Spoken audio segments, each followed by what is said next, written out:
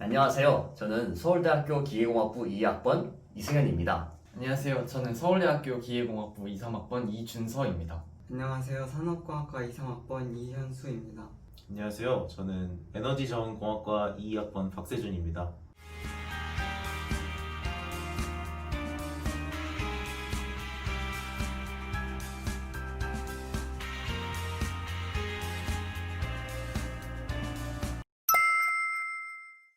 저 때는 7시까지 면접장에 도착해야 됐는데요. 저는 그래서 한 4시쯤에 일어나가지고 엄마 아빠 차 타고 왔던 것 같아요. 근데 우리 학교가 진짜 넓잖아요. 차가 진짜 막혀요. 그래서 학교에 진입했다고 해서 이 정도면 뭐 도착할 수 있겠네. 한 30분 저는 학교에서 있었습니다. 정문에서부터 면접장까지가 지리적으로 엄청 멀어서 이 정도 여유면 되겠지? 라고 시간 남겨두기보다는 그거보다 한 30분에서 1시간 정도 더 여유 두고 먼저 차 끌고 가는 게 좋은 것 같습니다. 저는 그때 너무 떨렸어서 기억이 잘 나지 않는데 그냥 부모님 차 타고 아침 일찍 왔던 것만 기억이 납니다. 네, 사실 저도 엄청 긴장을 해가지고 기억은 잘 안 나는데요. 7시 반까지 입시를 하면 됐던 것 같아요. 부모님 차 타고 한 6시 반 정도에 정문을 지났던 것 같습니다.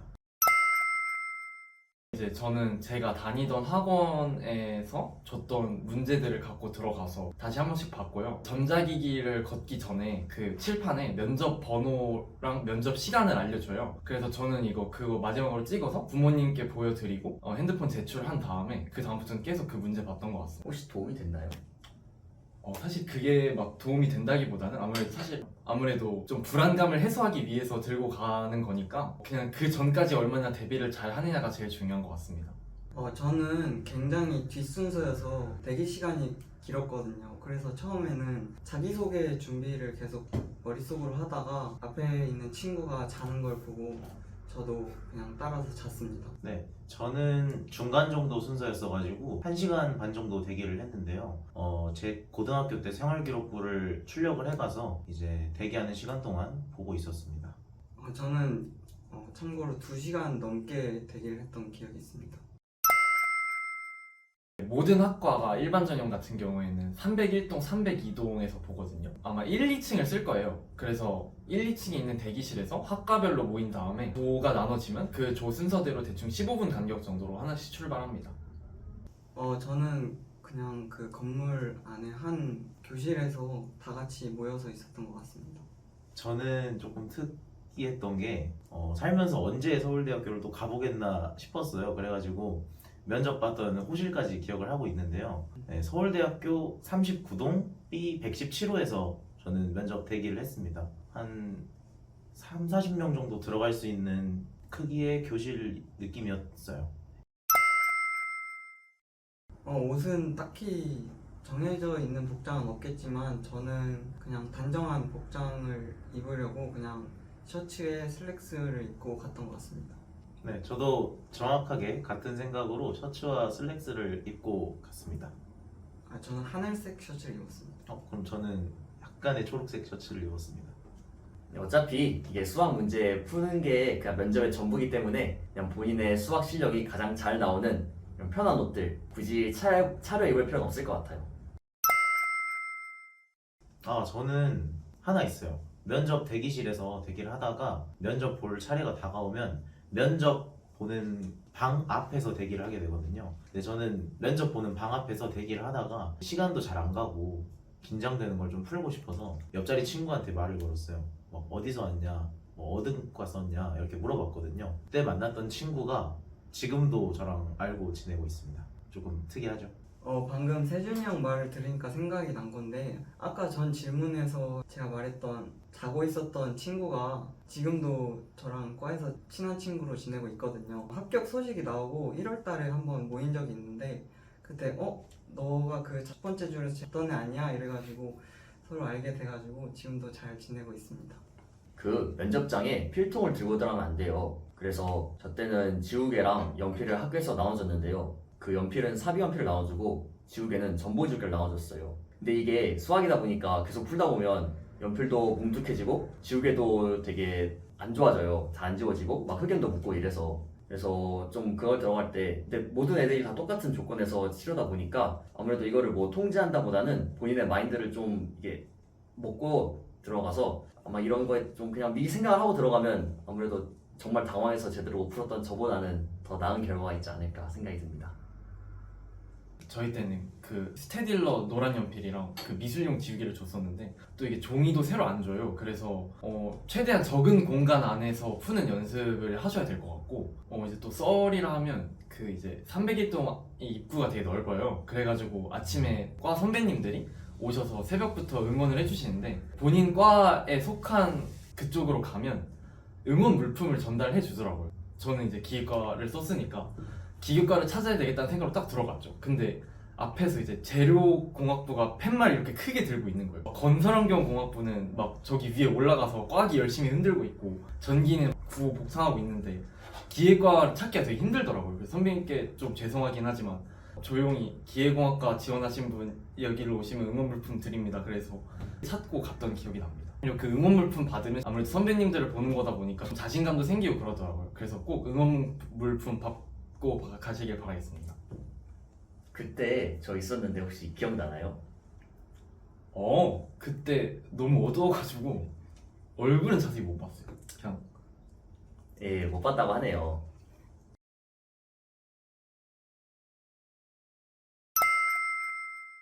네, 전 두 분 계셨는데 한 분은 저랑 얘기하면서 뭐 풀이나 이런 거 들어주셨고 한 분은 정말 채점만 하시는 그런 교수님이 있었습니다. 저도 두 분이었는데 이제 21, 22년도 그때쯤에는 코로나가 있을 때여서 그 앞에 유리막을 치고 교수님이랑 정말 대화만 할 수 있을 정도로 작은 틈을 뚫어두거든요. 왜냐면 그래도 연습지를 가끔 보여드려야 될 때가 있어가지고 한 분은 이제 저랑 대화하면서 이건 어떻게 풀었냐, 뭐 답은 어떻게 나왔냐, 뭐 설명이 힘든 게 있으면 종이를 보여드려도 되고 그래요. 그리고 이제 옆에 한 분은 채점을 하시는데 약간 여담이긴 하지만 면접실에 따라서 그 채점하는 종이가 정말 잘 보이는 데가 있어요. 그래가지고 저는 이제 힐끔힐끔 보면서 하긴 했는데 저는 참고로 제 총점을 알고 나왔습니다. 잘 봤나요? 근데 이게 문제가 만점이 몇 점인지를 모르겠어서 정말 총점만 아는 찝찝한 상태로 나오긴 했어요. 총점이 몇 점이었죠? 64점이었나? 그랬었던 것 같아요. 64점도 붙을 수 있습니다. 네, 문제지와 풀이지는 따로 있고 이제 문제지는 정말 딱 문제만 있어서 문제지에는 뭘 쓸 그게 없고요. 풀이지는 뭐 아까도 얘기했지만은 풀 공간이 정말 적어서 이제 계산 같은 거 최대한 간략화하고 그래야 될 것 같습니다. 그 A4 용지 한 2장 정도 줬던 것 같아요. 근데 이게 더 나눠주는 건 안 되더라고요. 참고로 저희 때는 그런 거 없이 그냥 풀이지만 한 장 반 해서 줘가지고 저 때는 그래서 막 풀었던 계산들 막 지워가면서 답만 남겨두고 1번 풀었던 문제 막 계산 지우고 그런 식으로 해서 마지막에 좀 계산했던 것 같아요. 네, 저는 그냥 다 부르라고 하신 다음에 이거 틀렸으니까 다시 봐라 라고만 해주셨던 것 같아요. 저는 10문제가 총 나왔었거든요. 소문항이 10개가 나왔었는데 그걸 이제 들어가자마자 답부터 10개를 쫙 부르게 시켰어요. 그 다음에 1-1번부터 이제 어떻게 접근했는지를 보고 맞은 문제는 그냥 넘어가셨고 틀린 문제는 정답에 접근할 수 있도록 힌트를 주셨습니다. 맞은 문제부터 먼저 설명을 하는 게 좋아요. 왜냐면 중간에 힌트를 받아서 그 문제를 풀어버리면 맞은 문제까지 설명할 시간이 없을 수도 있기 때문에 그렇게 하는 게 더 도움이 될 것 같습니다. 이거는 저가 할 말이 있는데요. 실제 면접 보는 데랑 문제를 푸는 데랑 층수가 달라요. 그래서 301동에 있는 엘리베이터를 타고 이동을 하게 되는데 그 이동 시간이 꽤 걸리거든요. 저 같은 경우는 한 5분 정도 걸렸어요. 왜냐면 앞사람 면접 끝날 때까지도 기다려야 되니까. 그래서 그 시간에 못 풀었던 문제들 많이 고민해보고 교수님한테 어디까지 생각했습니다를 최대한 어필하면 좋을 것 같습니다. 근데 사실 저도 비슷한 준호처럼 비슷하게 했는데요. 저도 이제 볼 수 있기 때문에 저희 채점된 거를 근데 제가 열심히 설명을 했으나 사실 제가 마지막에 나오면서 기억을 하는 게 그렇게 막 말했다고 해서 교수님이 뭘 적진 않더라고요. 그래서 개인적인 생각은 아마 답 맞추는 게 저 때는 가장 중요하지 않았나 생각이 듭니다. 근데 일단 답 맞는 게 무조건 제일 좋은 것 같아요. 답이 맞아야 뭐라도 설명을 하니까. 하나, 둘, 셋. 다시 검토하기. 풀기. 여러분, 그렇게 촉박한 상황에서 앞문제로 돌아간다고 해서 기억이 나지 않아요. 그냥 풀던 거 끝까지 풀고 어차피 면접 보는 15분도 여러분 문제 푸는 시간이 될 거예요 아마. 그냥 끝까지 풀고 들어가시는 게 도움이 되지 않을까 싶어요.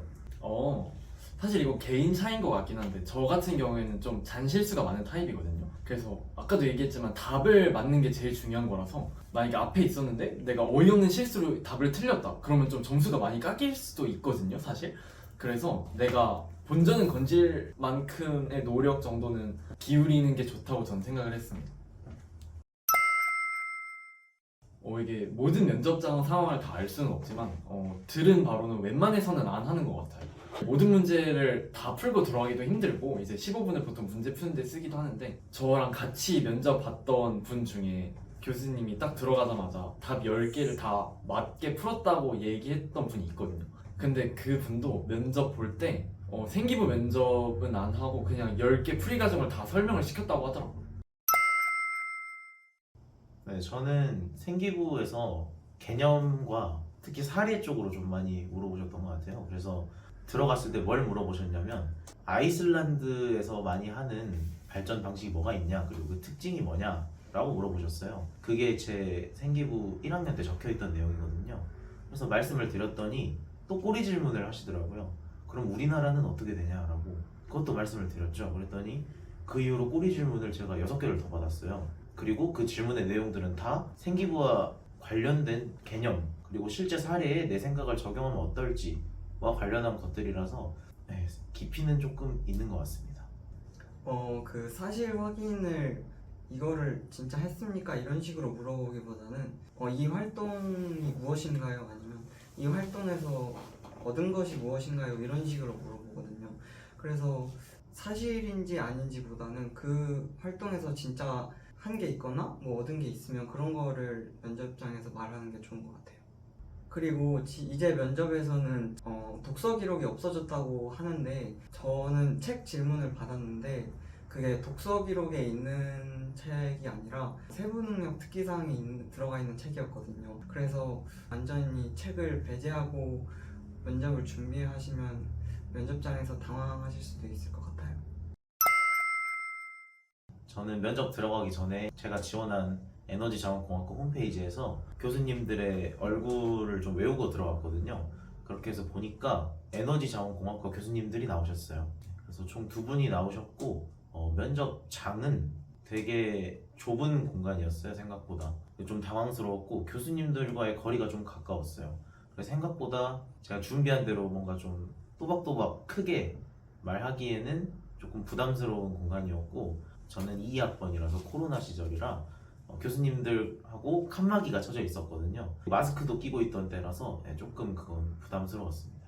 저도 면접관이 2분이 계셨던 건 똑같고 마찬가지로 저도 생각보다 교수님과의 거리가 되게 가까워서 놀랐거든요. 제가 준비를 할 때는 학교에서 교실에서 거의 한 5, 6m 정도 떨어져서 선생님들이 질문을 하시면 제가 대답하는 형태로 준비를 했는데 막상 가보니까 거의 가족들이랑 식사하는 자리처럼 거의 그 정도 가까운 수준에서 교수님들이 계셔서 생각보다 많이 당황했던 기억이 있습니다. 저는 다행히도 면접장에서는 모르는 질문은 없었는데 면접을 준비하는 과정에서 모르는 질문이 나면 어떡하지 하고 시뮬레이션을 되게 많이 돌렸거든요. 그래서 그때 생각했던 거는 모르는 질문이 나와도 제가 뭐 산업공학과에 대해서 찾아봤는데 이런 수업을 찾아봤고 이런 수업에서는 제가 모르는 부분에 대해서 다루고 있는 걸로 알고 있습니다. 그래서 학교에 입학해서 이런 부분에 대해서 더 공부하고 싶습니다. 이런 식으로 앞으로의 학교에 와서 발전해 나갈 것들을 좀 얘기를 하면 좋을 것 같다고 생각을 했습니다. 네, 저도 사실 면접 볼 때는 다행히 운이 좋게 모르는 쪽으로 물어보시진 않아서 다행이었는데 면접 대비를 할 때는 저도 같은 고민을 했었어요. 저는 그래서 그때 어떻게 대답해야겠다라고 생각을 했냐면 그 부분은 제가 미처 생각하지 못했습니다. 면접이 끝나고 집에 가는 대로 찾아보겠습니다 라고 말을 하는 게 낫겠다라고 생각을 했었어요. 되게 귀엽게 보셨겠는데 교수님. 얘는 도라이인가? 이렇겠지. 면접 끝나고 공부해. 도라이인가? 면접장에서 중요한 태도요? 생각보다 교수님들이 저희한테 그 학과에 대해서 그리고 그 전공에 대해서 많은 걸 알기를 바라시진 않거든요. 그래서 이 어려운 개념들을 내가 되게 정확히 그리고 어렵게 설명을 해야겠다 이런 마음가짐보다는 그런 개념들을 한번 찾아봤고 뭐 수업 시간에 뭐 활용을 해봤고 뭐 이런 식으로 어떻게 내가 발전을 했는지 그리고 이 전공에 대해서 내가 어떤 노력을 해봤는지 이런 것들을 말하는 게 면접에서는 더 좋을 것 같습니다. 네, 저는 이 질문에 대해서 답을 해보려고 옛날부터 생각을 해봤었거든요. 근데 이게 참 말로 표현하기가 어렵더라고요. 근데 제가 생각을 해본 거는 확신에 찬 겸손 정도예요. 나에 대한 확신이 있어요. 내가 이과를 좋아하고 공학 분야에 대한 확신이 있다는 것을 확실하게 어필할 수 있는 정도지만 겸손하게 정도가 딱 적당한 것 같습니다. 그리고 어디까지나 제 생각이지만 면접은 기세로 하는 것 같아요. 그래가지고 내가 뭔가 한번 분위기를 주도하기 시작하면 그때부터는 잘 풀어갈 수 있으니까 멋지게 한번 할 수 있으면 좋겠습니다. 화이팅 한번 할까? 하나, 둘, 셋. 파이팅! 좋아요. 네? 우리도 내년에 봐요. 화이팅! 파이팅! 화이팅!